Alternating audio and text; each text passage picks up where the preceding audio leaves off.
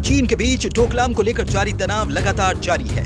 दोनों देशों की सेनाएं कुछ ही मीटर की दूरी पर आमने सामने खड़ी हैं। उधर चीन भारत को वापस नहीं हटने पर सीधे युद्ध की धमकी दे रहा है।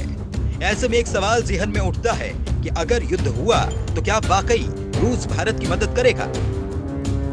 ये सवाल इसलिए क्योंकि 1962 के युद्ध में रूस दोनों देशों में से किसी के साथ नहीं खड़ा था। तब सोवियत संघ का पतन नहीं हुआ था और वैचारिक स्तर पर चीन रूस काफी करीब थे। आज की तारीख में जब एक बार फिर से चीन और भारत के बीच तनाव है और सोवियत संघ कई देशों में बंट चुका है, तब भी उसके लिए किसी के साथ खड़ा रहना आसान नहीं है। 1962 के युद्ध को रूस ने भाई और दोस्त के बीच की लड़ाई कहा था। रूस ने चीन को भाई कहा था और भारत को दोस्त।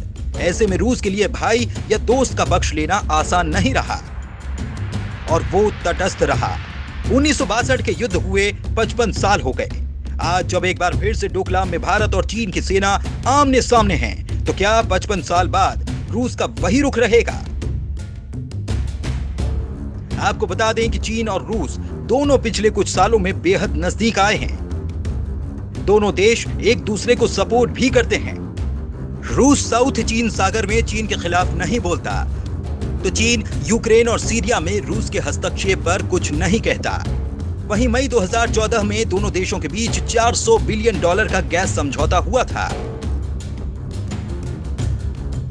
इसके अलावा बात करें डिफेंस डील की, तो रूस से चीन को भारी संख्या में सैन्य हथियार मिल रहे हैं। पहले रूस चीन को सैन्य साजो सामान देने में परहेज करता था, लेकिन अब वो चीन को उच्च स्तरीय हथियार भी मुहैया करा रहा है। यही नहीं, रूस चीन को सैन्य तकनीक तक उपलब्ध करवा रहा है। हालांकि रूस कहता आया है कि वो भारत को जितना अत्याधुनिक सैन्य साजो सामान देता है, उतना आधुनिक चीन को नहीं देता।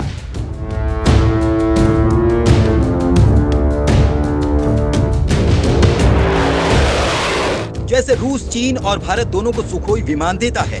रक्षा विशेषज्ञों की माने तो रूस से भारत के नेहरू के समय से ही भावनात्मक संबंध रहे हैं। आज भी भारत रूस से ही 70% हथियारों की खरीदी करता है।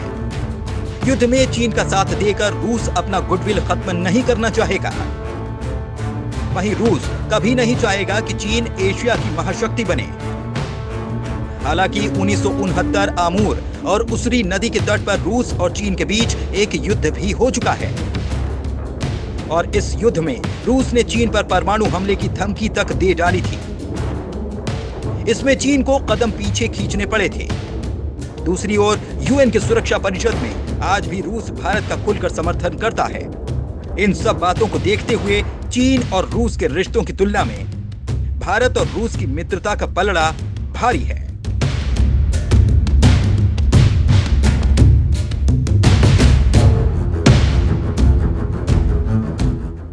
टीम इंडिलिंक्स।